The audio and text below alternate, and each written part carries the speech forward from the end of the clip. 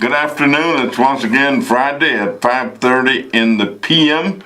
And this is your host for Hotline 29, U.S. Representative Danny Kenyatta Davis. And for the next 25 minutes or so, we're going to be talking about a lot of things. I have a great guest in the studio with me this afternoon. I've got State Representative LaShawn Ford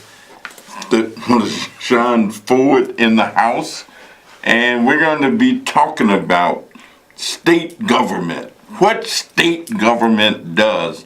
You know, for a long time, people really didn't know much about state representatives and who they were. As a matter of fact, a fellow told me one time he appointed state representatives.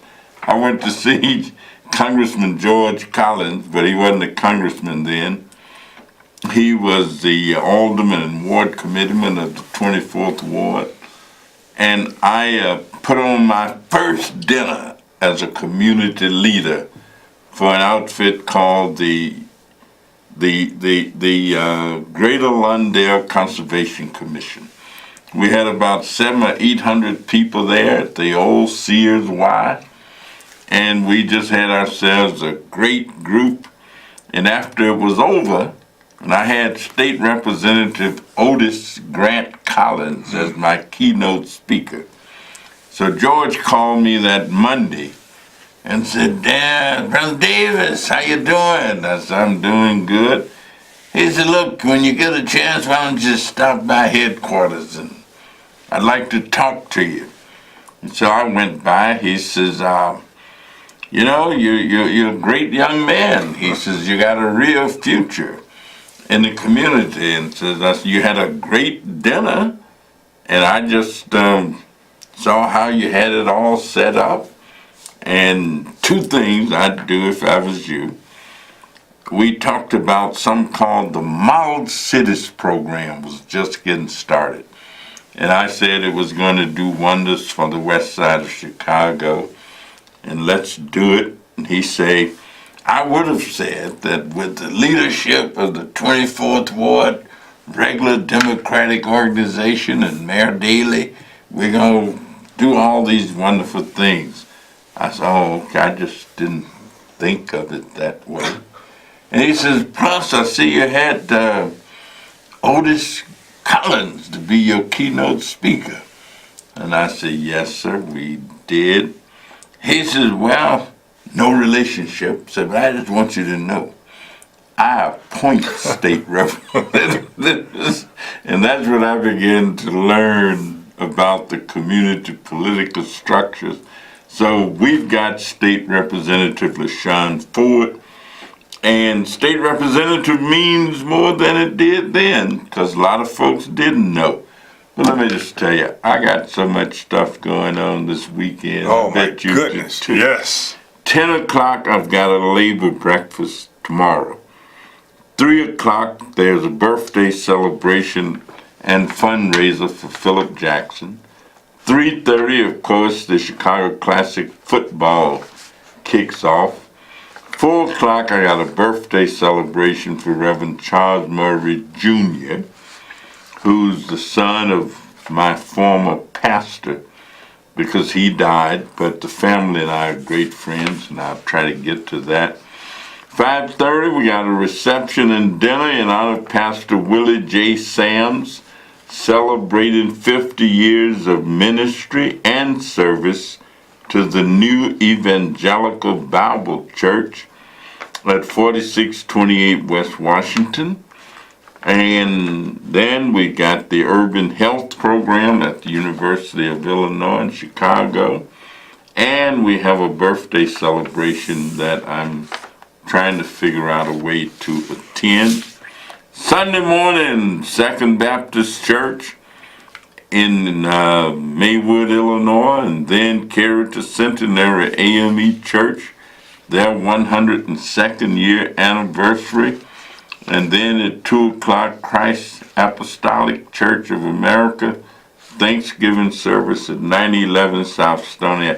So I got a lot of stuff. What you got? Oh, you know, you got it all laid out there. I got a funeral. One of the things, the funeral, and you know of the young lady that committed suicide from Bishop Brackett's church, and she's a student at Christ the King. So 14 or 15-year-old young lady that committed suicide from the west side. So we have that funeral and a few other events. It's going to be at Bishop Brackett's church, and I'll make sure you get that information. Oh yeah, I know. You know Rima about that. Word. Yes. Yeah, I know Bishop Brackett, and I know his brother, and I know many members of his family, and all of that. So, and I didn't mention Miss Ewan's funeral is going to be tomorrow morning also, and I have told her daughter I was going to do everything in my power to be there, because it's at the Friendship Baptist Church right there, Jackson and Laramie. Yeah. So, you know, there are folks who tell me, so, you know, some of these politicians, they don't do nothing, they don't go nowhere, you don't see them till election time and all. And I hate to argue with people, but generally when they tell me that, I just have to tell them, you must be talking about somebody other than the people I know. Right, that's right. I don't know politicians Because that's I sitting see them everywhere. Everywhere I go, I see them. But, you know, what is the responsibility of a state representative? To people, a lot of people really don't know. So what is the responsibility of a state representative? So we are supposed to, and we make laws for the state of Illinois. We appropriate funds and we make budgets. We work with the federal government and we work with the city and the county, and we help to be a pass-through to the city, the county, sometimes from the federal government, and even from the state to the county and the city and other municipalities. So legislate and appropriate and make budgets. That's our main job. And we don't deal with trees, we don't deal with rodents, we don't deal with all that, but we do our best to make sure that we... Can you do that by yourself? Oh, no. I mean, how does one fit? How many state representatives are there? And how many state senators are there? And how do you actually make something happen? Yeah, so there are 118 state reps and 59 senators, and you have to get 60 votes to pass legislation in the House of Representatives, and that means that you have to go and convince people that your idea is good enough for them to put their name behind it. So you got to get 59 other people to agree with you in order to get something passed. Yes, and that could be difficult because people don't, their constituents may say, we don't like that. And so people, regardless to, we always talk about putting people before politics, but you know what, on the floor, it seems like the next election is always in the people's mind. Now, I understand that each state senate district has 2 state rep districts in it. That's right. So your state senator is who? Senator Lightfoot, and her other rep is Chris Welch. All right, so you and Chris Welch divide up State Senator Kim Lightfoot's Senate district. Yes, 4th district. Half of it is yours, And half of it is his. That's right. And so something you've gotten passed. Oh. That's law. What? You know, I would tell you one of the most, I would think that sealing criminal records is probably the best bill, one of the best bills that I've passed. And that means now we could seal violent, nonviolent records if they're reformed. So if I snatch somebody's purse and get convicted of it, and that happened when I was 18 years old or 17 years old, or whatever, I can go and try to get that sealed? Yes, we can get that sealed because of legislation that I really initiated and passed and convinced Republicans in the House to support, and it came from committees that I've been on with you and the late Melissa Williams. I think she was one of your flower girl, carnation girls or something, but she passed away, a great attorney. Wonderful young woman. And so we did that straight from the street, grassroots. And I'm telling you, people all over are taking advantage of sealing their records. Well, there are so many young African Americans who have records until it ain't funny. You can't count them in Illinois. And the largest group with records are young African Americans. So let's let our caller in. Caller, are you there? Yeah, how you doing, Connie Davis? I'm fine, James. How are you? Okay, I was going to ask your guest about, when he talk about the laws, where's the justice for the Native American when they got their land taken? But everybody wants justice for everybody else. But why the Native American can't get justice? All right, James said, why can't people who've had their land taken away from them? Is that correct? Yes, and I was going to ask your guest, everybody else wants justice for other people, and why the Native American can't get justice, what they been through? That's right. I mean, I'm a strong advocate and a supporter for reparations. I have worked with the Springfield, my colleagues, and we've passed legislation or a resolution urging the White House, President Obama, to set up a White House commission to study the effects of reparations. I mean, to study the effects of slavery. We know that there are a lot of reports, but if we could get the White House to do it, that would be different. We passed it for Donald Trump, also President Trump, for him to now do a study on the impact of slavery.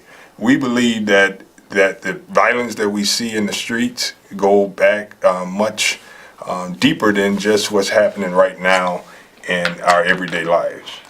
Representative LaShawn Ford is here with us, and if you've got a question you want to ask him, please do so because he is knowledgeable. He is a school teacher before becoming a representative in the House. He taught school in the Chicago public school system. He is also so a business person. He's had his own real estate business for a number of years. So he's prepared to answer questions. Let me ask you, I always maintain that unity among a group is one of the most important aspects of decision making. Like, how many black members are there in the Illinois General Assembly? Yeah, in total, I think that combined we may have about 32, and 32 in the House and the Senate, maybe 22 or so in the House. So if you've got all of the African Americans in agreement about something, does that make it more likely that you're going to be able to get it passed, or less likely that you're going to be able to get it passed? You know, I think that it makes it more likely, but it's not a guarantee, because if you only have 22 black members in the House and you need 60, the other caucuses could team up because these are black issues, and people, Hispanics and whites, sometimes they don't see eye to eye with what's important to blacks. And so when I hear a lot of times that people say you guys have so much power as the Black Caucus, well, we do, and that's only when we only have bills that only Democrats will vote for. So when you have bills that Democrats, a lot of folks say it ain't a bit of difference between Democrats and Republicans, that they all are the same. And somebody said the other day, I was somewhere, So if you put all of them in a crocus sack and light it up, so that would be a good thing to do for them. What do you view as being the difference between Democrats and Republicans? I think just like you have the Blue Dogs, we have these Republican Democrats that vote like Republicans, but I think the Republicans that are conservative, they tend to try to have it both ways. They say they don't want to have welfare, but yet they believe in corporate welfare. They say that they don't want they want government to get out of the way, but then they want government to come in and give them the money. Well, So- when you say they want corporate welfare, what do they want to give money to businesses and pretend that they're not doing it? That's right. The big time write-offs and what you call tax incentives that these companies get, that costs the state, the country, more than any link card services that people get to help feed their families. Billions of dollars go out to corporations in Illinois and across the country, only for them, the Republicans, to say that they don't believe in welfare. Money and the dispensation of money is one difference. I mean, what are some of the other differences? I mean, you disagree Yes. about the money, but what else do you disagree about? Law enforcement. You have Republicans for the most part think that we need to be a law and order type society and we don't need to worry about social service programs. People need to pull themselves up by the bootstraps regardless to what your life circumstances have been. You just need to get it together. We know that they robbed you of all your mental health services. We know our schools are better than yours. We know our communities are better than yours, but you need to make it, and I think that's the difference. Republicans most of the time don't have the compassion of what we would see in Democrats. Now, Democrats are democratic process, and the Democrats are not always as compassionate either. Just because we got State Representative LaShawn Ford here with us, that does not mean that you can't call and ask him a question. So call him up and find out what it is that you want a state representative to do. If you live in his district, are you satisfied with what he does? Yes, let me hear. I mean, just whatever your thought and ideas are, feel free to express them. I happen to believe that he does a good job. I really do. And I have reasons to believe that. I mean, I kind of watch what goes on down in Springfield. Whenever I get a chance, I read the newspapers whenever I get a chance. Especially do I read the community newspapers, the Austin Voice, the Austin Weekly, the North Lawndale News. I read the Oak Leaves, I read the Oak Park Journal, I read the Citizen, I read the Crusader, and of course I read the Sun-Times and the Tribune. And if you're not reading and listening and paying attention, it's hard to know what goes on. And it's hard to evaluate a legislator if you don't know what he does or what he or she is doing. Caller, are you there? Good evening. Good evening. Yeah, I just wanted to ask, I guess, a general question about the Republican versus, I guess, the Democratic Party and the right to what is the states' rights? Is it, a barometer for measuring what actually happens or what actually is going to be determined by the political process for the, for the state opposed to, what the Democrats are going to do or the Republicans are going to do. Is there such thing as a states' right? You understand his question? No, he said. You're asking the states' rights group or party?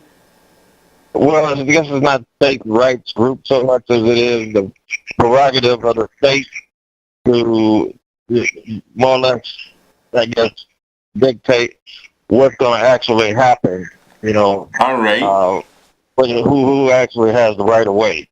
How does it really go down? I'm saying there's something that the whole group is looking at.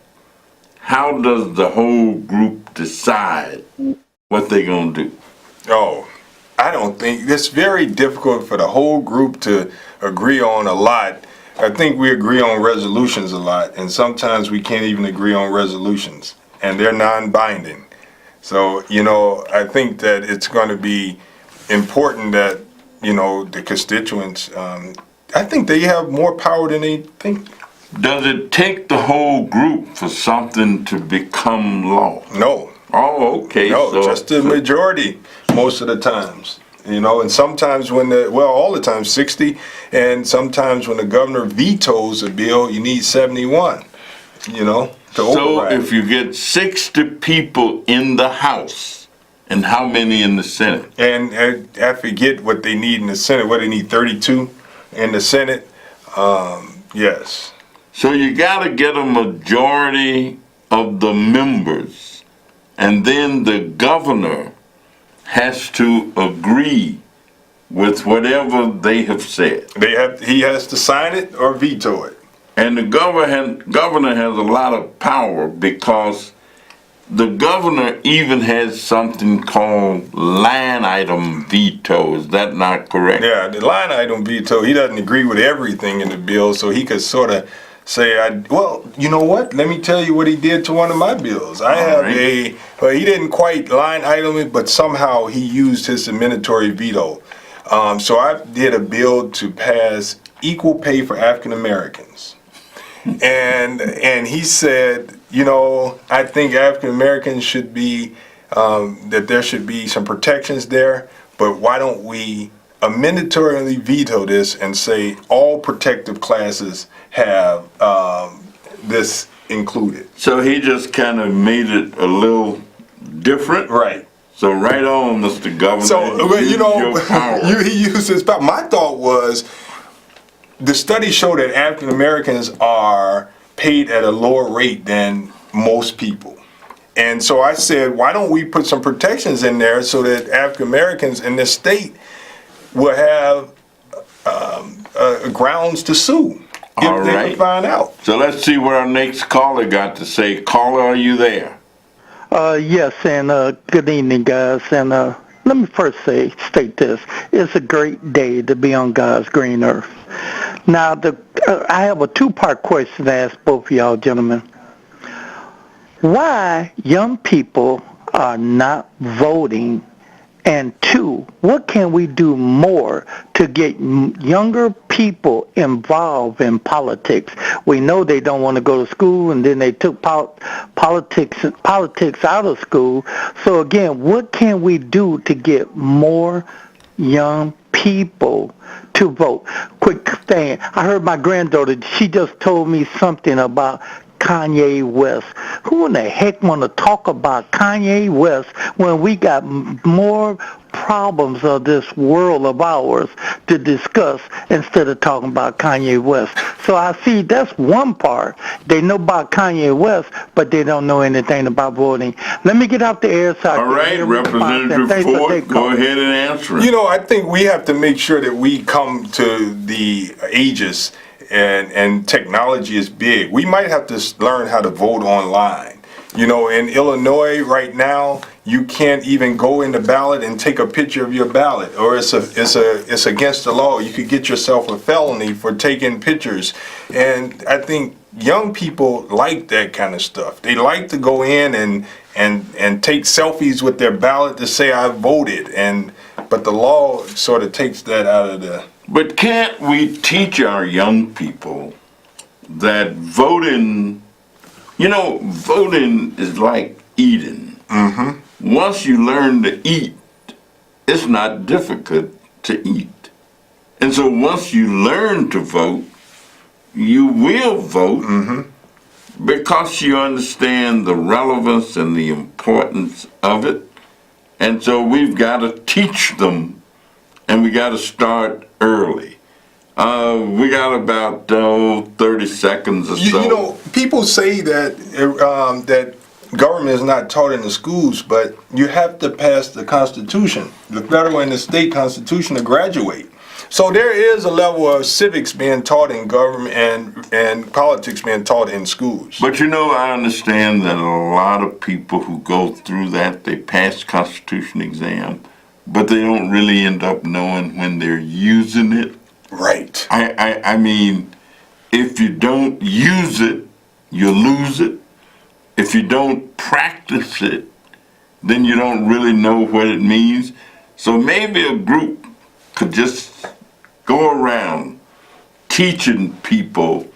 I spoke to a lady this afternoon who said she was thinking of buying a van to just go around and register people to vote. And that woman was Cynthia Williams. Yes. At APAC. So we just do the best we can, teach all we can. You have a last word for our viewers, Representative Ford. Well, I think that since he said, why don't people vote? I know we got an election coming up for governor, and your vote will count and it will matter. So make sure you vote on, when is that election? November 6th. November 6th. Cable access, thank you for being the most interactive opportunity that people have to talk about what they want, what they hope, what they will work towards, and ultimately what they'll get. So we'll see you next week, and until then, be good to somebody else and even better to yourself.